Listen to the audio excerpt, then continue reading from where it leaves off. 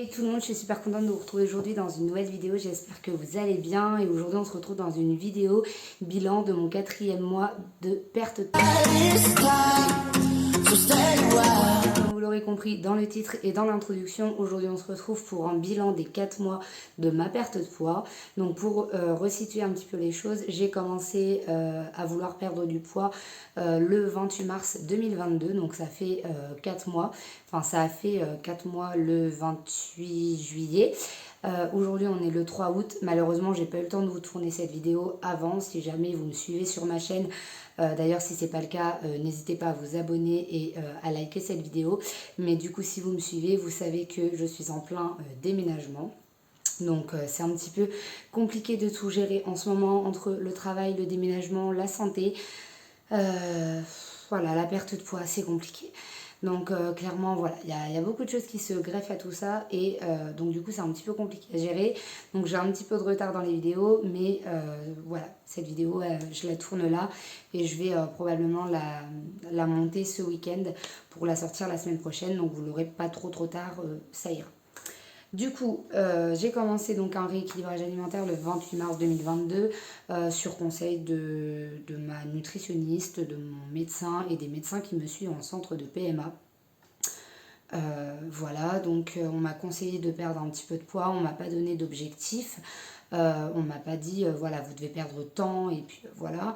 On m'a conseillé une perte de poids, on m'a pas dit de perdre 10 kilos ou quoi que ce soit, on m'a dit voilà de perdre un petit peu de poids, que ce serait bien pour moi, que ce serait bien par rapport à mon symptôme, mais c'est tout. On m'a pas forcé la main ou quoi que ce soit. Donc du coup, j'ai décidé vraiment de me prendre en main et j'ai décidé de, du coup, créer un déficit calorique. Donc voilà, donc j'avais par le passé déjà fait un rééquilibrage alimentaire et fait eu en fait une grosse perte de poids, 21 ou 23 kilos, je ne sais plus. Euh, avec cette méthode, justement avec le déficit calorique. Donc voilà, donc il suffisait que je recommence cette méthode. Donc je me suis dit j'allais tout simplement recommencer. Et puis donc j'ai fait à peu près un mois, donc ça a bien décollé, j'ai bien perdu je crois le premier mois. Donc ça a bien décollé et puis à peu près au bout d'un mois, je suis tombée sur une publication sur Instagram et donc j'ai re-entendu parler, on va dire, de la méthode Le Secret du Poids. Donc c'est une application, je vous la mets ici. Donc c'est une application où vous pouvez entrer tous les aliments que vous consommez au cours de la journée et donc ça vous calcule les calories. Donc il faut faire attention, il y a des choses qui sont différentes, faut bien regarder sur vos emballages, etc. si les portions, les quantités et le poids et ce genre de choses correspondent avec le nombre de calories qui est déjà enregistré. Il y a beaucoup de choses qui sont déjà enregistrées dans l'application, mais il y a aussi beaucoup d'aliments qu'il faut recréer si jamais ils n'y sont pas. Donc voilà, donc j'avais utilisé cette application quand j'ai fait donc ma première perte de poids. Et donc je me suis dit que j'allais la prendre pour m'aider à calculer les calories, ce serait plus simple. Donc du coup j'ai repris cette méthode là, donc je l'ai faite. Je ne suis absolument pas sponsorisée ou en partenariat avec Le Secret du Poids, absolument pas. Je vous en parle parce que c'est une application qui m'a beaucoup aidée pendant ma première perte de poids et qui m'aide encore aujourd'hui actuellement pendant cette deuxième perte de poids. Donc voilà, donc du coup je me suis mise à calculer en gros les calories que je mange, tout ça. Donc j'ai rentré mon poids, ma taille, etc.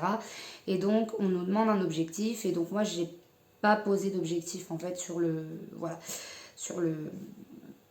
l'application parce que je me donnais vraiment pas d'objectif. Je voulais pas me décourager en fait. Donc du coup je me suis absolument pas donné d'objectif. Et voilà, donc du coup je suis partie un petit peu comme ça. Donc bien sûr j'ai un suivi avec ma nutritionniste, donc je ne fais pas n'importe quoi. Perdre du poids en créant un léger déficit calorique, c'est selon moi en tout cas la meilleure méthode de maigrir, de perdre du poids. Alors après, il ne faut pas s'affamer. Moi, on a posé le nombre de calories nécessaires à mon corps par jour à 1800. Voilà, donc si je mange 1800 calories, je vais pas grossir, je vais pas maigrir. Si je mange en dessous de 1800, je vais mincir. Enfin, je vais maigrir, je vais perdre du poids. Donc voilà, donc je me suis mise à manger en dessous. Il faut pas en général manger en dessous de 1200, 1300 calories parce que clairement vous allez vous affamer, vous allez vous rendre malade et puis ça ne tiendra pas en fait. Voilà, vous ne tiendrez pas voilà, dans le temps parce que le but c'est vraiment ensuite d'adopter une alimentation saine et de garder en fait ce mode de fonctionnement. Voilà, donc après vous n'êtes pas à 2 calories près ni à 100 calories près, hein, mais voilà, c'est vraiment garder ce mode de fonctionnement. Et voilà. Et moi, en fait, je voulais pas faire de régime parce que je voulais clairement pas me priver. Le sport, c'est absolument pas mon truc. Donc, enfin, voilà, je me suis dit, voilà, que cette méthode, en fait, ça serait la solution. Voilà, le déficit calorique, c'était pour moi parce que je voulais absolument pas me priver de ce que j'aimais. Je voulais manger ce que je voulais quand je voulais. Et voilà, en fait, je voulais vraiment pas me priver de quoi que ce soit. Et c'est vrai que quand on se prive, en fait, on ne tient pas dans le temps. Et là, honnêtement, ça fait 4 mois et je me prive absolument pas. J'ai perdu du poids et clairement, mais je me sens bien. Bon, des fois, j'ai un peu faim ou je me dis, bah, tiens, je mangerais bien ça et voilà. Et puis finalement, je me dis, bon, bah écoute, t'as mangé un peu plus hier, donc ce soir, tu vas faire un peu plus attention et voilà. Et donc, voilà, je me raisonne comme ça et je me dis, écoute, tu mangeras demain ou après-demain, au moins fais une journée saine pour changer un petit peu et pour au moins rattraper ce jour où tu as mangé plus, quoi. Donc voilà, donc c'est vrai que le fait de manger ce qu'on veut quand on veut, bah, c'est bien, puisque voilà, en fait, on n'a pas de barrière. Si vous voulez manger 1 kilo de brocoli, vous mangez 1 kilo de brocoli, c'est pas le problème. Si vous voulez manger ça à un repas et que vous voulez manger, je sais pas, 10 poissons panés, bah, vous mangez 10 poissons panés. Et finalement, voilà, je veux dire, après, voilà, il faut que ça rentre dans votre truc calorique, en fait. Hein, voilà, il faut que ça vous crée quand même un déficit calorique. Hein. Mais voilà, je veux dire, vous pouvez, en fait, manger ce que vous voulez, quand vous voulez, du moment où ça ne dépasse pas environ 1600 calories, 1008 grand maximum, enfin en tout cas pour moi, pour mon cas. Après moi ce que je vous conseille, et je l'ai déjà dit dans tous les bilans que j'ai fait sur la perte de poids, ils sont disponibles sur ma chaîne. Je pense que c'est bien d'en parler avant avec votre médecin et d'en parler avec un professionnel de santé, soit votre médecin, nutritionniste ou quoi que ce soit, parce que on n'a pas tous les mêmes besoins, nos corps ne sont pas faits pareil et on n'a pas tous les mêmes besoins. Moi, mon quota, il est à 1800 calories. Vous, le vôtre, il est peut-être à 2000 ou il est peut-être à 1600. Donc ça, c'est super important en fait d'aller voir un professionnel pour voir avec lui tout ça en fait. Donc voilà, donc ça c'est très important. Si jamais toutefois vous ne voulez pas aller voir de professionnels ou que vous avez déjà été en voir un, ou voilà, vous pouvez faire ce truc, une simulation en fait sur internet. C'est un petit peu en fait comme pour savoir son IMC. Vous tapez sur internet taux de calories ou quoi que ce soit, enfin voilà, ce genre de choses, et on va vous donner en fait des sites qui vont vous proposer de calculer justement le nombre de calories auxquelles vous devriez avoir le droit entre guillemets, et permettre de vous faire un petit truc un petit peu plus personnalisé en fait dans l'application Le Secret du Poids. Ça vous permet de rentrer toutes ces petites informations. Donc voilà pour ça. Ensuite, qu'est-ce que je voulais vous dire? Bah écoutez, voilà, hein, je me répète un petit peu, c'est un petit peu ce que j'ai dit dans tous les autres bilans finalement. Voilà, j'ai beaucoup parlé de l'application, etc. Là, c'est vrai que j'ai tendance à beaucoup moins utiliser l'application, tout simplement parce que au bout de 1 mois, 2 mois, on commence en fait à se rendre compte tout seul des quantités. Voilà, donc après je suis pas à 10 grammes près, c'est-à-dire que si je prends, je sais pas, 100 grammes de frites au lieu de 90 grammes ou 150 grammes au lieu de 140, enfin voilà, c'est pas très grave en fait. Mais c'est vrai que ouais, une fois qu'on est habitué en fait à voir nos portions, on sait à peu près à quoi c'est égal et donc du coup on n'a plus forcément besoin de suivre à la lettre l'application. Moi là en ce moment je la suis plus forcément à la lettre, parce que voilà, j'en ressens pas le besoin, je vois toujours une perte, enfin je constate en tout cas sur la balance une perte de poids, donc pour moi c'est pas important de suivre à la lettre l'application. Par contre ce qui reste important c'est que derrière mon alimentation elle restera quasiment tout le temps comme ça, c'est-à-dire qu'il faudra toujours que je gère plus ou moins mon alimentation de façon à ce qu'elle soit saine et que j'ai un bon rapport avec la nourriture. Mon problème c'était ça en fait, c'est que j'avais pas un bon rapport avec la nourriture et ben voilà, j'étais un peu trop voilà, je mangeais peut-être par exemple des choses trop grasses sur la même journée ou des choses trop sucrées dans la même journée, ou genre de choses en fait. J'arrivais pas à répartir les choses correctement dans une journée. Et donc c'est pour ça en fait. Voilà, l'application elle nous permet de répartir les bonnes choses et puis parfois on a l'impression que ça, on se dit mais c'est rien, ça c'est rien, et finalement ça fait 100 ou 200 calories, enfin c'est un truc, voilà, c'est quelque chose qui nous bouffe déjà une bonne partie finalement de notre budget calories en fait qui est sur l'appli, et donc on se rend compte de beaucoup de choses et on se rend compte que finalement pour peu de choses on peut avoir beaucoup de calories alors que finalement il va y avoir peut-être des équivalents ou des choses qui vont nous perdre tout autant, qui vont être beaucoup moins caloriques et qu'on va pouvoir manger en beaucoup plus grande quantité. Enfin, je pense notamment aux légumes et ce genre de choses. Par exemple, comparé aux féculents. Moi, j'étais une mère pâte, hein, je mangeais souvent des pâtes et ce genre de choses. Et puis finalement, on se rend compte que les pâtes, c'est quand même ultra calorique. Donc certes, voilà, on n'en mange pas 3 tonnes, mais voilà, on essaie de faire quand même attention à ce genre de choses. En tout cas, voilà, on fait plus attention à ce genre de choses quand on a sous les yeux en fait les valeurs caloriques et qu'on fait attention à tout ça en fait, au nombre de calories qu'on ingère. On fait attention et on se dit en fin de compte si c'est ultra calorique, c'est ultra gras, c'est ultra sucré, c'est ultra, enfin voilà, on se rend compte de beaucoup plus de choses et du coup voilà, je pense que pour quelqu'un qui souhaite perdre du poids, je pense que au moins télécharger l'application et voir comment elle fonctionne, ça peut être vraiment quelque chose de vraiment très très bien.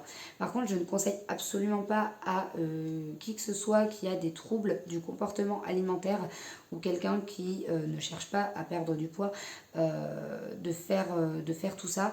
Je vous conseille pas de suivre l'application Le Secret du Poids parce que je sais que ça peut créer chez certaines personnes qui ont déjà des troubles de l'alimentation, des troubles encore beaucoup plus importants.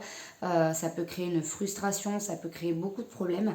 Donc si jamais vous êtes atteint de ces troubles ou quoi que ce soit, consultez vraiment des professionnels, faites-vous aider, ne faites pas ça n'importe comment parce que clairement ce n'est pas...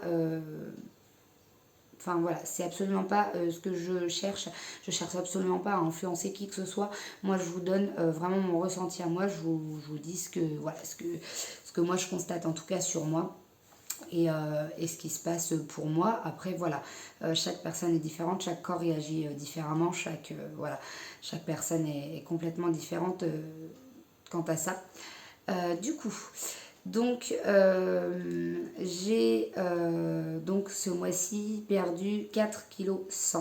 Donc je suis très contente encore une fois. 4,1 kg, sachant que j'ai quand même beaucoup perdu, sachant tout ce que j'ai fait ce mois-ci. Clairement, on a mangé McDo, on a mangé 3 fois ou 2 fois au resto, on a mangé sandwich je sais plus quand. Enfin voilà, clairement, on s'est lâché.